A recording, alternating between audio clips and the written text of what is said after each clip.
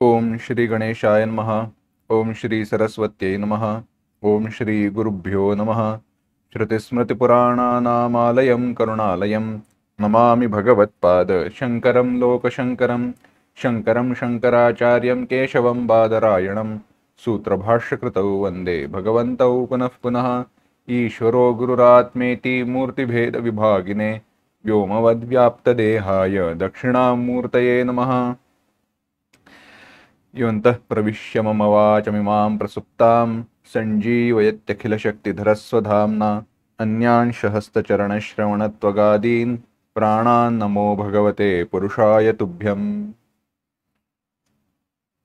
घुष्यते यस्य नगरे रङ्गयात्रा दिने दिने तमहं शिरसा वन्दे राजानं कुलशेखरम्।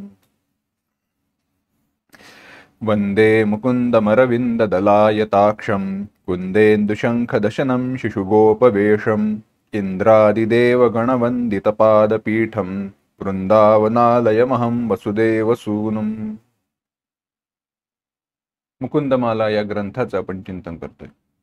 या ग्रंथाचं चिंतन करत असताना आपण पाहिलं की कवी भगवंताला प्रार्थना करतोय की अरे हे मुकुंदा, अरे हे भगवंता, तुझ्या नित्यनामांचा जयघोष करणारा मला तू कर, म्हणजेच मला तुझं नित्य स्मरण असू दे, माझ्याद्वारे तुझ्या नावांचं नित्य चिंतन होऊ दे, स्मरण होऊ दे।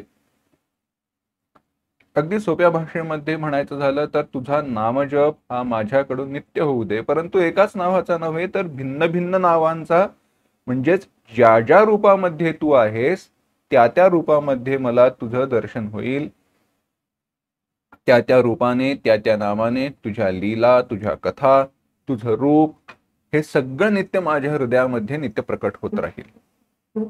हे असं का? याचं कारण असं आहे की ज्या ज्या भिन्न रूपांनी हे विषय माझ्या अंतःकरणाला पीडा देत आहेत, इंद्रियांद्वारे माझ्या अंतःकरणात प्रवेशिले आहेत, त्या त्या सर्व रूपांनी तू माझ्या अंतःकरणात प्रवेश करून त्या विषय रूपी राक्षसांचा नाश कर। म्हणून प्रत्येक इंद्रियानी तुझं ध्यान करावं असा विचार म्हणत असताना इंद्रादी देवगण वंदित पादपीठम याचा आपण अर्थ करताना म्हटलं की प्रत्येक इंद्रियांच्या अधिष्ठात्री देवतांचं तिकडे स्मरण झालंय, अर्थात स्वर्गातील सर्व देवताच त्या भगवंताचं स्मरण करतात, त्याच्या चरणांची पूजा करतात, त्याची पूजा करतात। हे जरी सत्य असलं तरी आपल्यासाठी साधनेसाठी असणारा जो अर्थ आहे त्या दृष्टीने विचार करताना प्रत्येक इंद्रियांची असणारी अधिष्ठात्री देवता या दृष्टीने विचार करून ती इंद्रिय नित्य तुझं ध्यान करोत हा एक अर्थ घेतला। अशा प्रकारे जगाचं अभिन्न निमित्त उपादान कारण असणारा जो परमात्मा, त्याचं माझ्याकडून नित्य स्मरण व्हावं, तो माझ्या हृदयामध्ये नित्य राहावा। म्हणून भगवंतालाच प्रार्थना केली, भगवंता तूच तुझ्या नावांचं स्मरण माझ्याद्वारे करून घे आणि त्यासाठी तुझ्या नावांचं नित्य स्मरण करणारं मला तू कर। आता तुझ्या नावांचं नित्य स्मरण करणारं मला तू कर असं म्हटल्यानंतर हा भगवंत जो आहे तो जिथे जिथे आहे तिथे तिथे विजय। यत्र योगेश्वर कृष्णो यत्र पार्थो धनुर्धरः तत्र श्रीर विजयो भूतिः ध्रुवा नीतिर्मतिर्मम हे म्हणत असताना जिथे जिथे भगवंत आहे तिथे तिथे विजय हा आहे। परंतु त्यातही प्रत्यक्षात सर्व विजय हा देखील भगवंत आहे, कारण विजय हे भगवंताचंच एक नाव आहे।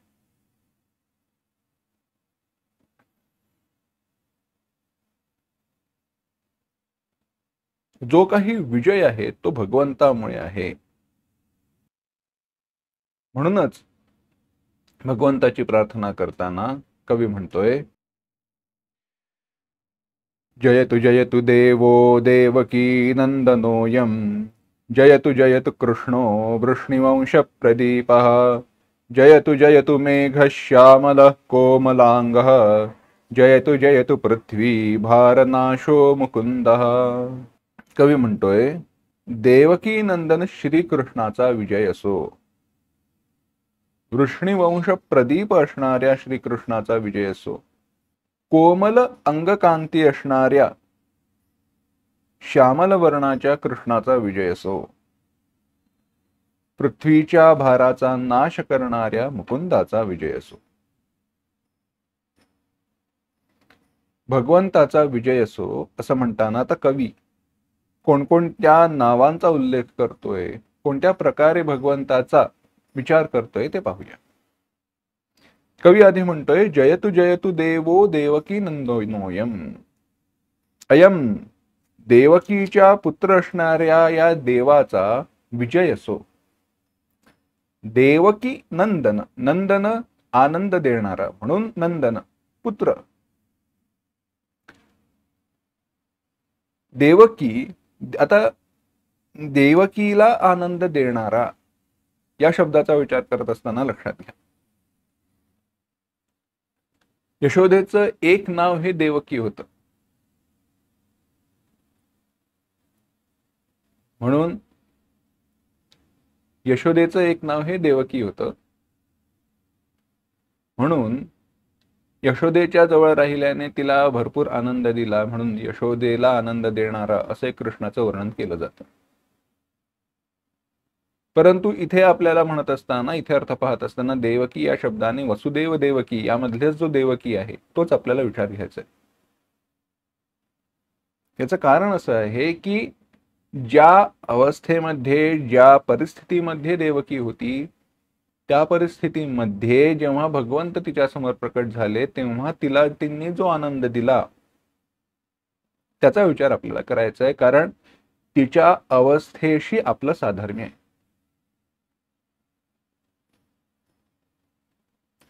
जास्त विस्तार करणार नाही, परंतु समानता जी आहे तेवढी फक्त दाखवतो. देवकी देखील बंदिवासात होती, म्हणजे बंधनात होती. आपण बंधनात आहोत.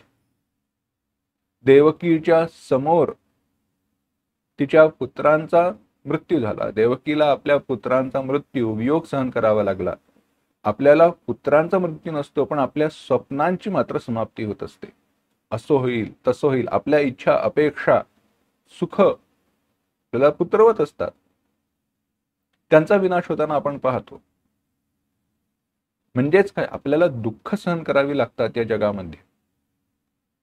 आणि असं असताना ज्या वेळेला देवकीच्या समोर, देवकीच्या उदरामध्ये भगवान प्रकटले आणि नंतर बाहेरच्या समोर प्रकटले, अवताराला आले, त्यावेळेला त्या रूपाकडे पाहून देवकीला अत्यंत आनंद झाला, सुखाचा अनुभव आला.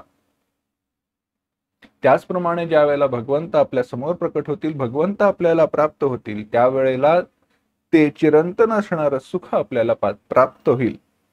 या दृष्टीने विचार करत असताना कवी म्हणतोय, देवकी नंदन, हा त्या देवकी नंदन कृष्णाचा विजय असो. भगवंत ज्या वेळेला ते प्रकट होतात त्यावेळेला आई म्हणाली, अरे कसं झालं तिथे, भगवंत चतुर्भुज रूपाने अवताराला आले.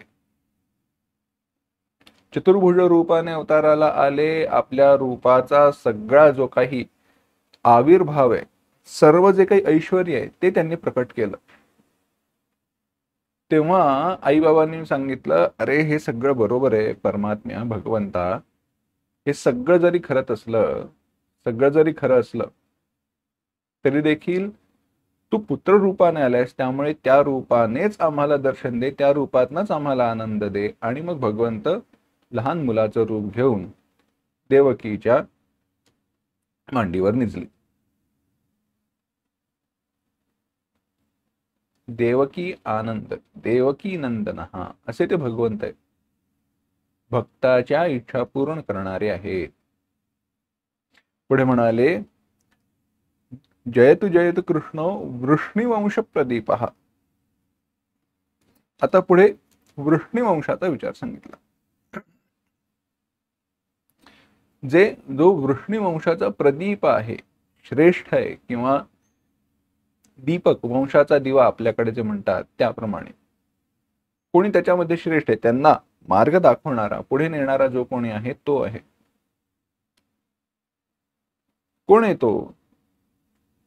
तर एका कथेचा विचार या ठिकाणी सांगितला जातो.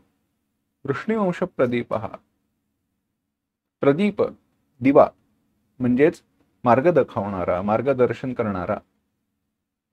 गोवर्धनाचा इथे विचार सांगता येतो. गोवर्धनाची पूजा करण्याचा पहिल्यांदा विचार भगवंतांनी सांगितला. अरे इंद्राची काय पूजा करता? त्या गोवर्धनाची करा की ज्याच्या अंगाखांद्यावरती आपण खेळतो, बागडतो, ज्याच्यामुळे आपलं रक्षण होतं. गर्भहरणाचा विचार इत्यादी सगळा विचार जरी असला तरी आपल्याला मुद्दा हा आहे, विचार हा पाहायचा आहे की तो गोवर्धन म्हणजेच निसर्ग जो आहे त्याचंही रक्षण करा. निसर्गामध्ये भगवंताला पाहायला शिका. गोवर्धन लीलेमध्ये सगळाच विचार येतो. गोवर्धनाची पूजा केली गेली, मग गोवर्धनाला त्यांनी पुढे इंद्र रुष्ट झाला, कोपित झाल्यानंतर त्याने मेघांना आज्ञा केली. संवर्तक मेघ, संवर्तक मेघांचं वर्णन आलं की जेव्हा तो पाऊस पडतो त्यावेळेला हत्तीच्या सोंडेतनं जे पाणी उडतं किंवा हत्तीच्या सोंडेसारख्या मोठमोठ्या धारा पडतात पाण्याच्या. संवर्तक मेघ कसे असतात? प्रलयाच्या काळी ज्यांना सांगितलं जातं ते. मग त्यांच्यापासून वाचण्यासाठी काय करा? भगवंतांनी त्या गोवर्धनालाच वरती उचलून धरलं इत्यादी विचार आपल्याला पाहिजे. कथा ती स्पष्टच आहे. शिकायचंय काय तर एखाद्या चुकीच्या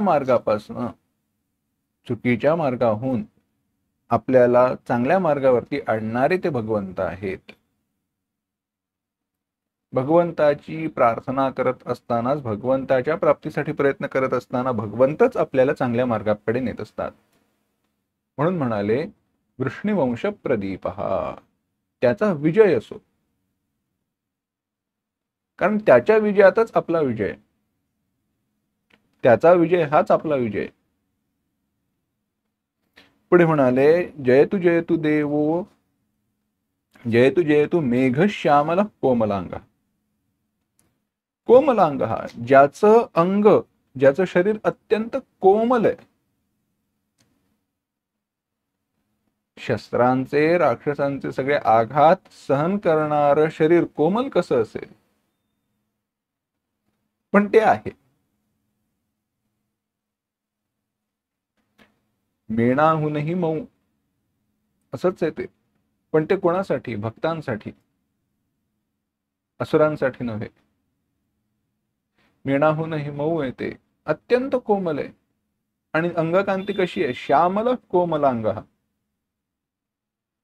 श्यामल म्हणजे सावळा रंग आहे. सावळा कसा, याचं जर का चिंतन करायचं असेल, रूप पाहायचं असेल तर ते प्रत्यक्ष जाऊनच पाहावं लागतं. त्याचं चित्रामध्ये रंगांनी वर्णन करता येत नाही, ते चित्र रंगांनी उतरवता येत नाही. निळा रंग म्हटल्यानंतर आपल्या रंगपेटीमध्ये असणारा निळा रंग फासला म्हणून तो निळा होत नाही. ती निळाई वेगळीच आहे, तो श्यामल रंग वेगळाच आहे आणि तो भगवंताचा आहे. जयतु मेघ श्यामल कोमलांग. अनुभव असेल तर पहा. पांडुरंगावरती ज्या वेळेला दुधाचा अभिषेक केला जातो त्यावेळेला त्याचं दिसणारं जे रूप आहे तो सावळा रंग निळ्या रंगामध्ये सुद्धा दिसून येतो, चमकतो. मेघ पहा आकाशातले, संध्याकाळच्या वेळेला पाऊस पाडणारे काळे मेघ, त्यांच्यावरती एक निळसर झाक असते, तो श्यामल वर्ण आहे. परंतु तो प्रत्यक्ष दर्शनानेच लक्षात येईल. असा चित्रातनं रंगवून ठीक आहे, जे वर्णन केलंय त्याप्रमाणे चित्र काढली आहेत, पण तो प्रत्यक्ष दर्शनाचा विषय आहे, परोक्षाचा नव्हे. जयतु मेघ श्यामल कोमलांग. श्यामल मेघ, काळ्या मेघांप्रमाणे ज्याचा वर्ण आहे असा, आणि ज्याचं अंग अत्यंत कोमल आहे असा कोमलांग. का? कारण तो बाळ आहे, बाळकृष्ण आहे. त्याचं अंग कोमलच आहे, त्याच्या अंगावरती ते चिलखत त्याने चढवलेलं नाही. युद्ध केल्यामुळे अंगावरती व्रण उठलेले नाहीत, घट्टे पडलेले नाहीत. तो बाळच आहे. जयतु देवो श्यामल कोमलांग, मेघश्यामल कोमलांग. आणि पुढे म्हणाले जयतु पृथ्वी भारनाशो मुकुंद. पृथ्वीच्या भाराचा नाश करणारा, मोक्ष देणारा तो आहे. आता थोडा लांबन विचार केला आणि समासाचा जर का विस्तार करत असताना पृथ्वी हाच भार असा अर्थ करून, वाकडा अर्थ करून पृथ्वी म्हणजेच भार म्हणजेच संसार इत्यादी करता येतो, परंतु तो आवश्यक नाही. तो ओढून ताणून आणलेला अर्थ होतो. मला तो आत्ता करायचा नाही. पृथ्वीच्या भाराचा म्हणजे पृथ्वीवरती जो भार आहे त्याचा नाश करणारे मुकुंद, मोक्ष देणारे. पृथ्वीवरती भार कोण आहे? येषां न विद्या न तपो न दानम ज्ञानम न शीलम न गुणो न धर्मः ते मृत्युलोके भुविभार भूताः मनुष्य रूपेण मृगाश्चरन्ति. येषां न विद्या, ज्यांच्याकडे विद्या नाही, न तपो न दानम, तपो न ज्ञानम, तप नाही, ज्ञान नाही, जे काही शिकलेलेच नाही, म्हणजे आपल्यासारखे मूर्ख. ते काय आहेत? ते मनुष्य रूपेण मृगाशरंती, ते मर्त्यलोके भुविभार भूताः, ते पृथ्वीला भार होऊन प्राण्यांप्रमाणे विचरण करतात. आपणच ते हो. आणि मग तो भार नष्ट कसा करतात भगवंत? काही नाही, आपल्याला मोक्ष देतात आणि तो भार दूर करतात. फार काही त्यांना करावं लागत नाही. म्हणजेच आपल्याला मोक्ष देणारे ते असा एक अर्थ आपल्याला करता येऊ शकतो, किंवा राक्षसांचा विनाश करणारे म्हणून सरळ सरळ अर्थ आहेच. परंतु हे करत असताना भगवंतांची लीला पहा, लक्षात घ्या. भगवंतांनी पृथ्वीच्या भाराचा विनाश करत असताना जो काही भार नंतर निर्माण होऊ शकतो त्याचा देखील बंदोबस्त केला. आपल्या वंशामध्ये भगवंतांनी स्वतःच्या वंशातील देखील कोणत्याही यादवाला त्या शापाच्या रूपाने असेल, लीलेने असेल, कोणत्याही कारणाने असेल, पुढे राहू दिलं नाही. सगळं राज्य परीक्षितीच्या हातात दिलं. राजा परीक्षिताच्या हातात ते कशासाठी दिलं? याचं कारण हेच आहे, केवळ तोच एक धर्माने वागेल, माझा भक्त असेल. माझ्यापासून उत्पन्न झालेली जी प्रजा आहे ती नंतर जर उन्मत्त झाली तर त्यांच्या विनाशासाठी मला पुन्हा अवतार घ्यावा लागेल, हे जाणून त्यांनी त्या आपल्या वंशाचा देखील विनाश पाहिला. असे पृथ्वीचा भार नष्ट करणारे ते भगवंत आहेत.